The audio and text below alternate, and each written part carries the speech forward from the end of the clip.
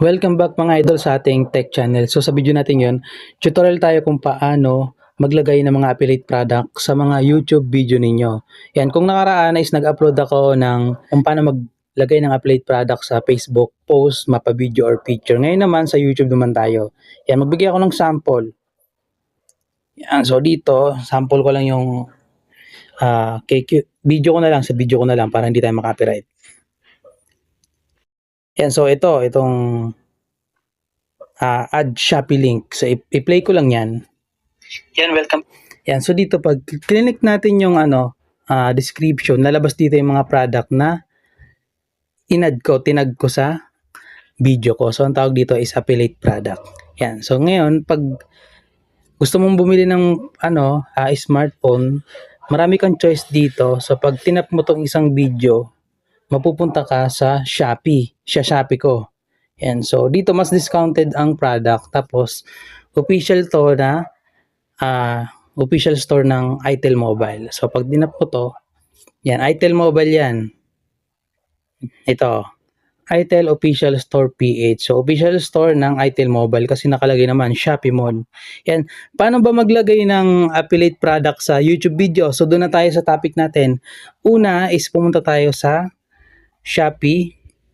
Ganon din, kung hindi ka pa nakapag-apply sa Shopee Affiliate, mag-apply ka na sa Shopee Affiliate. Paano? Punta ka lang sa Me. Then, click mo lang din yung affiliate program. Dito, yan, dito mag-a-apply ka. So, hindi ganito ang appearance kapag binuksan mo. So, mag-a-apply ka pa lang. So, ako kasi nakapag-apply na ako eh. Kaya ganito na siya. Yan. Dito, pwede ka maglagay ng mga showcase. So, tap mo lang yung account. Click mo lang yung affiliate store. Yan, marami na ako ditong nilagay sa showcase ko. Yan. Parang TikTok lang din. Yan. Ngayon, paano maglagay ng product sa sa YouTube video? So, kunwari itong Bilyaon B50S, tap ko lang yan.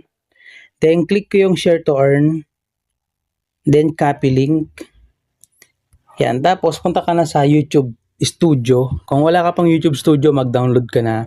Then, i-click natin yung isang video na wala pang affiliate product. So, ito yung latest video ko, yung AquaWeather on itel RS4. Yan. So, click natin yung lapis. Then, click natin yung tag product. So, dito, i-paste natin dito yung kinapi natin. So, meron na nga dito naka-ready, itel Bilyaon B50S per gram. Yan. So, dito, kung duda ka sa store, pwede mong ihalongkatin yung store nito kung legit nga na itel Mobile to. So, click mo yung visit store. Makikita natin kung itel Mobile siya. Pag itel Mobile, i-click mo na. I-tag mo na. So, naka-mall siya. itel Official Store PH. So, legit nga to. Pero kung duda ka pa rin, i-paste mo na lang yung nakopy mo kanina. Yan. So, dito, click mo lang yung search product. I-paste mo dito yung product na kinopy natin kanina. Yan. Ganun din, pares din. So, i-click mo lang yung plus para matag siya. Then, click mo yung done. Then, click mo yung save. Ngayon, paano natin malalaman kung nandun na siya sa video? I-play mo yung video. Yan. So, nakita mo nandito sa screen view product. Yan. O di kaya kung hindi mo pa rin makita sa view screen, click mo lang yung description. Nandito na siya, Bilyaon B50S per gram, 3+1 GB extended. Diba? So, ganun lang kadali. Lagay ng product sa mga YouTube video ninyo. Tandaan, ilagay nyo lang yung product kung ano yung topic ninyo. So, ako kasi, ang topic ko dito is AquaWeather on itel RS4 Best Weather App Guide. So, hindi ko nabanggit doon yung Bilyaon B50S, pero smartphone yung nakikita nyo sa video. So, smartphone ang ilalagay ko. So, ganun lang.